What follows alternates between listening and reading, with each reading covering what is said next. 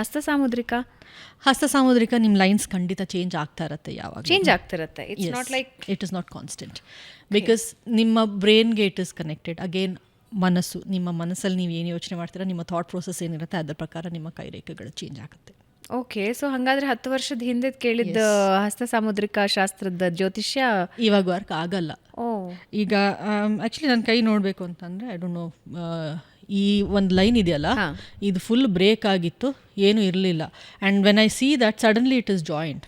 Okay. I don't know how. ಅದು biological ಅಥವಾ ಹೇಗೆ? It is again thought process and the time that change and the what we do, what food we eat. Okay. This particularly I think this is the lifeline. Okay. Actually maybe there was a big break. So ಎಷ್ಟೊಂದು ಜನ ಹೇಳಿದ್ರು 35ನೇ ವರ್ಷದಲ್ಲಿ ನಾನು ಪರಮಾತ್ಮನ ಪಾದ ಸೇರಿಬಿಡ್ತೀನಿ ಅಂತ. But ಇವಾಗ ನಂಗೆ 42 ಆಯಿತು, ಇನ್ನೂ ಇದ್ದೀನಿ, ನಿಮ್ಮ ಮುಂದೆ ಮಾತಾಡ್ತಾ ಕೂತಿದ್ದೀನಿ. ಆ್ಯಂಡ್ ದೇವ್ರ ದಯದಿಂದ ಆರೋಗ್ಯವಾಗಿ ಚೆನ್ನಾಗೇ ಇದ್ದೀನಿ. ಆ್ಯಂಡ್ ಈ ಲೈನ್ ಇವಾಗ ನೀವು ನೋಡಿದ್ರೆ ಇದು ಸೇರ್ಕೊಂಡಿದೆ. Okay. So I don't know if that is how it works, or it is the food that I'm eating, or if it's the like the planetary positions that changed, ಅಥವಾ ನನ್ನ ದಶಾಭುಕ್ತಿಗಳು ಏನು change ಆಯಿತು. So ಅದರಿಂದ ಈ ಥರ ಆಗಿರ್ಬೋದು.